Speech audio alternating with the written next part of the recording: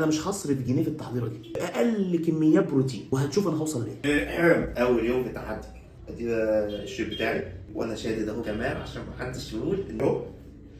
وادي الجنب اليمين ظهر، وادي الدراع التاني. يوم 10/2 يوم الاثنين. المهم التشالنج ده يا جماعه ان شاء الله نويته.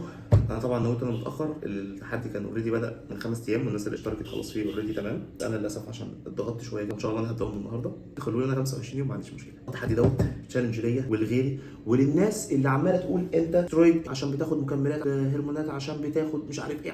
خلاص بقى التشالنج ده بقى طبيعي 100% من غير اي مكملات، من غير اي حتى فيتامينز هتجيبها. انا هعمل التشالنج ده ان شاء الله وهوريك الفورمه ان شاء الله اللي هوصل لها من غير تكلفه نهائي. الحمد لله عارف انا بعمل ايه وعارف ان شاء الله انا هقدر اعملها. ده تحدي للناس اللي دايما بتقول ما هو الامكانيه او المقدره الماديه هي اساس كل حاجه. هي عمر المقدره الماديه ما كانت اساس حاجه. الاستمراريه والسعي والتوكل على الله هو اساس كل حاجه. انا بدات باذن الله النهارده، انا لسه صاحي افطر وجباتي. عايزكم تشوفوني ان شاء الله هبقى عامل ازاي وطبيعي وباقل الامكانيات.